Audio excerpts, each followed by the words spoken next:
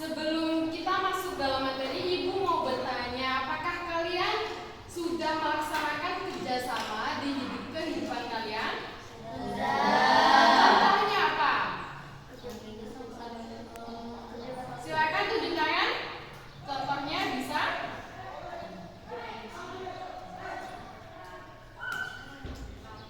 Ya, silakan.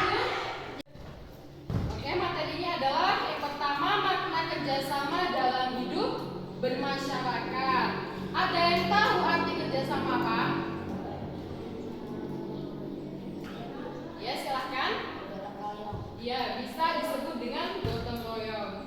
Kalau dalam Kamus Besar Bahasa Indonesia, kerjasama berarti kegiatan atau usaha yang dilakukan oleh beberapa orang untuk mencapai tujuan bersama. Itu namanya kerjasama. Bahkan keberhasilan atau kemerdekaan Indonesia itu juga terjadi karena adanya kerjasama yang dilakukan oleh para pahlawan. Bayangkan saja jika tidak ada kerjasama, mungkin kita tidak akan bisa merdeka.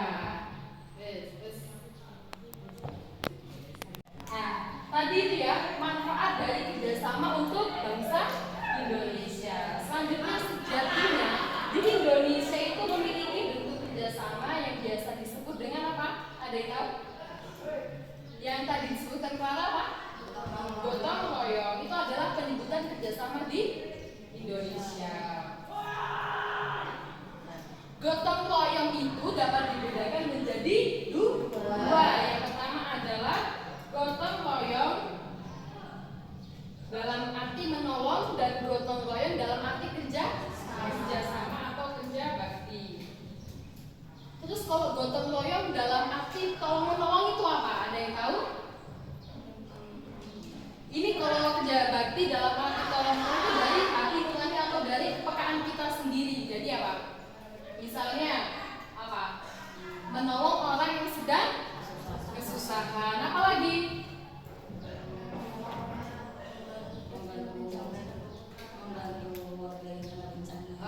Bisa membantu warga yang kena bencana. Ada lagi apa? Misalnya tetangga kita punya hajat pernikahan atau apa, kita juga membantu. Itu biasanya kita sebut apa? Kadang lewat-lewat itu ya. Terus kalau kerjasama dalam arti kerja bakti apa? Contohnya ada yang tahu? Iya, bersih-bersih apa? Lingkungan sekolah. Bisa lagi kalau di masyarakat apa? Lingkungan apa? Lingkungan balai desa bisa. Untuk gotong royong itu dibagi menjadi dua yang tadi dan mempunyai sebuah faktor. Nah, faktor-faktor dari gotong royong itu ada dua. Yang pertama faktor pendorong dan faktor penghambat. Bisa diperhatikan dan ditulis ya. Untuk pertama faktor pendorong. Faktor pendorong itu apa? Faktor yang mendorong adanya gotong royong. Yang pertama adalah agar dapat bertahan hidup,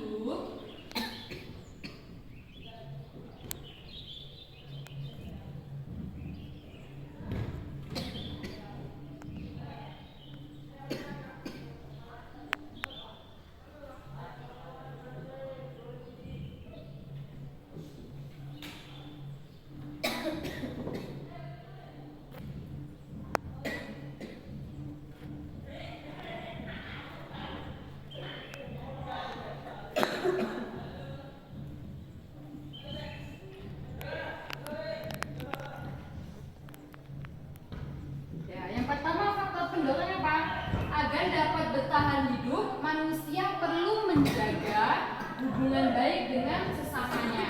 Nah, maksudnya bagaimana? Kalau kita di kehidupan sehari-hari ya, kita punya musuh, apa bisa kita menjalani kehidupan dengan baik? Enggak kan ya? Ya. Jadi kita perlu menjaga hubungan baik agar kita bisa saling tolong menolong dan hidup bersama. Terus yang kedua adalah manusia memiliki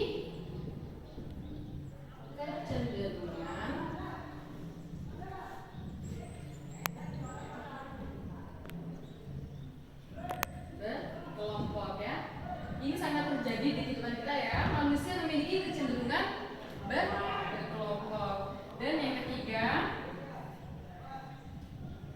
manusia memiliki kecenderungan mencapai kesejahteraan.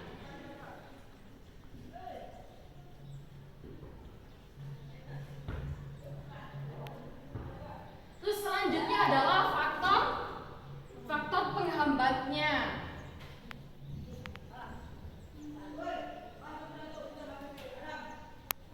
Faktor penghambat. Yang pertama apa? Rasa individualisme.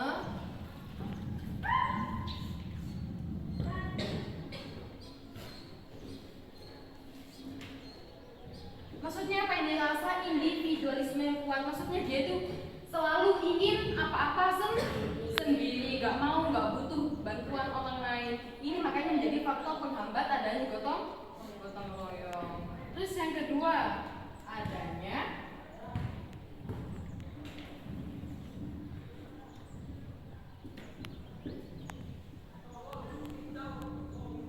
perbedaan pendapat. Biasanya terjadi orang seperti ini tuh gak mau menerima pendapat dari orang lain dalam berbagai bidang kehidupan di masyarakat.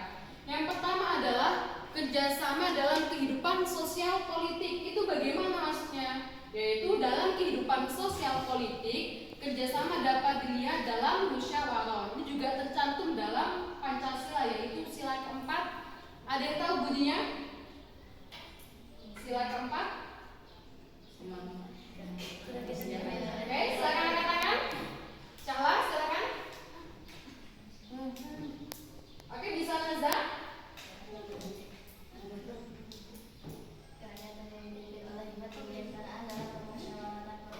Oke, pintar.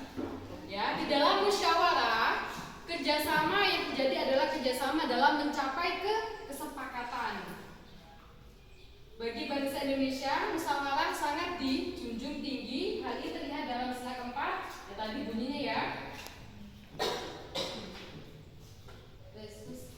Kerjasama dalam kehidupan sosial politik antara lain dapat kita wujudkan dengan melaksanakan berbagai hal. Ada yang tahu? Silakan Agun. Mengutamakan kepentingan negara dan masyarakat.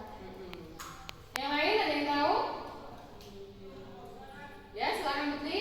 Tidak memaksa kehendak orang lain. Ya, itu ya.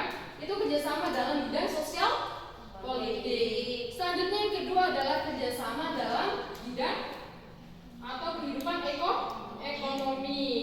Kerjasama tidak hanya harus diterapkan dalam kehidupan sosial politik. Kerjasama juga harus diterapkan dalam kehidupan ekonomi.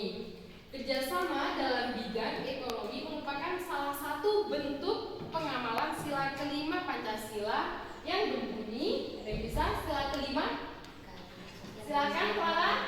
Keadilan sosial bagi seluruh rakyat Indonesia. Ya, salah satu bentuk pengamalan sila ini adalah mengembangkan perbuatan yang luhur dan mencerminkan sikap dan suasana kekeluargaan dan gotong royong. Untuk contoh dari kerjasama dalam kehidupan ekonomi, ada yang tahu? Silakan Azza. Tidak bergaya hidup mewah. Iya, tidak bergaya hidup mewah. Selanjutnya contohnya ada yang tahu? Oke, Warga. Menghargai hasil karya orang lain. Iya, paham ya? Ya. Untuk yang selanjutnya, poin ketiga, kerjasama dalam bidang kehidupan pertahanan dan keamanan, yaitu pertahanan negara menurut undang-undang tentang pertahanan negara adalah segala usaha untuk mempertahankan kedaulatan negara, keutuhan wilayah NKRI, dan keselamatan segenap bangsa dari ancaman dan gangguan terhadap ketuhanan bangsa dan negara. Selanjutnya, sistem pertahanan negara adalah sistem pertahanan yang bersifat semesta yang melibatkan seluruh warga Indonesia dan sumber daya nasional lainnya. Untuk contohnya, dia bisa menjawab. Oh, silakan Vina. Iya. Paham ini? Selanjutnya, poin keempat yaitu kerjasama antar umat beragama. Bangsa Indonesia memiliki masyarakat yang majemuk. Kerjasama antar umat beragama. Bangsa Indonesia merupakan masyarakat yang majemuk. Kemajemukannya itu tidak hanya dapat dilihat dari banyaknya etnis, suku, bahasa, budaya, dan adat istiadat, namun juga dengan agamanya, ya. Sama antar umat beragama, anak-anak ada yang bisa menjawab? Oke, silakan mana? Iya, bisa termasuk itu membersihkan tempat ibadah. Yang lainnya apa lagi?